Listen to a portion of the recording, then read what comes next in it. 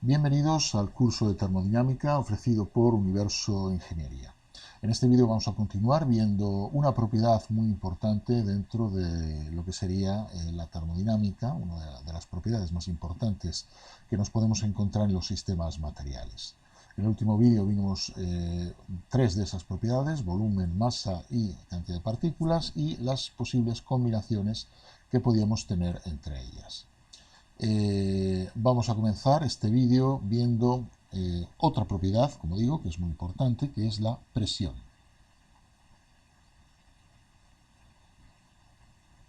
Supongamos que tenemos un fluido. Sabemos que los sistemas materiales se pueden encontrar en tres estados: sólido, líquido y gaseoso. Pues a los estados líquido y gaseoso se les conoce como fluidos. Bien, supongamos un determinado fluido que está contenido en un tanque. Si nosotros a una determinada profundidad de ese fluido tomamos una superficie cualquiera y en cualquier orientación, una superficie incremento de S, podemos comprobar que sobre esa superficie, independientemente de cuál sea su orientación, se ejerce, o el fluido ejerce, una fuerza F que es siempre perpendicular a dicha superficie.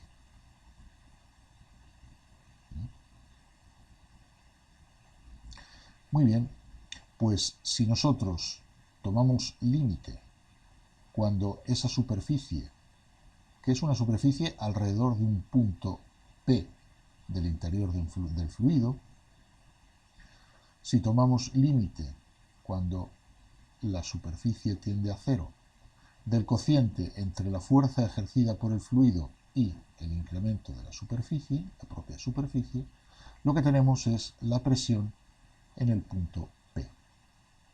Si nosotros hacemos tender a cero esta superficie, de manera que se aproxima infinitamente al punto P, la fuerza ejercida sobre ella por el fluido tenderá también a disminuir en la misma proporción.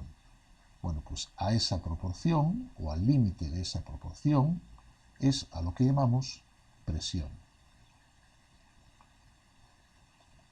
Como digo, esa fuerza es siempre perpendicular a la superficie que nosotros estamos tomando. Puede ser así, puede ser así, ¿de acuerdo?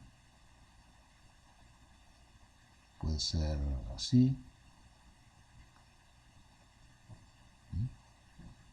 Es independiente, totalmente independiente de la orientación. Solamente depende del área, de la cantidad de área, de la superficie sobre la que estamos trabajando y, lógicamente, del módulo, la magnitud de la fuerza que se ejerce sobre dicha superficie. Eso es a lo que conocemos como presión. Esto, como digo, solo vale para fluidos, para líquidos y gases, ya que en sólidos también existe un concepto similar al concepto de presión, solo que en este caso es un poco más complejo, ya que la fuerza ejercida sobre la superficie no tiene por qué ser perpendicular a dicha superficie, puede formar un ángulo θ el que sea. ¿De acuerdo? Es decir, que esta fuerza que se ejerce tendrá una componente normal a la superficie y también una componente tangencial a la misma, una componente, un esfuerzo cortante y un esfuerzo normal. A diferencia de los fluidos, en los sólidos, esta fuerza que tenemos aquí representada no se conoce como presión, sino que se conoce como tensión. Y no se estudia en termodinámica, sino que se estudia en otra asignatura llamada elasticidad y resistencia de materiales. De hecho, en termodinámica, generalmente se estudian solamente o exclusivamente fluidos, ¿de acuerdo? Tanto líquidos como gases, ¿de acuerdo? No vamos a estudiar, en principio, sólidos en termodinámica. Bueno, pues una vez aclarado el concepto de presión, ¿de acuerdo? Presión en un fluido, la presión es exclusiva, como digo, de los fluidos,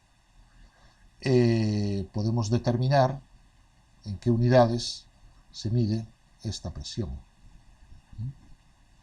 En unidades del sistema internacional, la presión se mide, como se trata de una fuerza partido por una superficie, en newtons partido por metro cuadrado. Y esta unidad se conoce como pascal, PA pascal. ¿De acuerdo? Hay otras unidades que se utilizan que no son del sistema internacional, pero que tradicionalmente se vienen utilizando para la medida de las presiones. Una de esas unidades es la atmósfera, teniendo en cuenta que una atmósfera equivale a 101.325 pascales, o lo que es lo mismo, 101,325 kilopascales. ¿De acuerdo? El kilo significa 1000. ¿De acuerdo?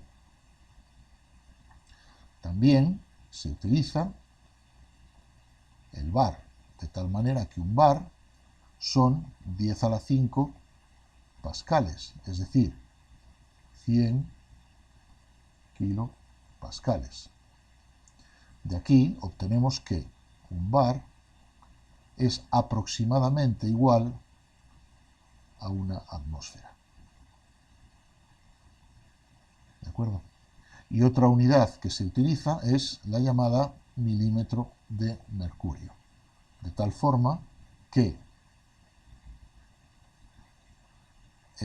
760 milímetros de mercurio equivalen a una atmósfera. Bien, pues estas son las unidades que utilizamos para la medida de presiones. Esta sería la del sistema internacional y el resto son, como digo, otro tipo de unidades que tradicionalmente se utilizan para la medida de la presión. Muy bien, y con este apunte terminamos el vídeo de hoy. Continuaremos en el próximo vídeo.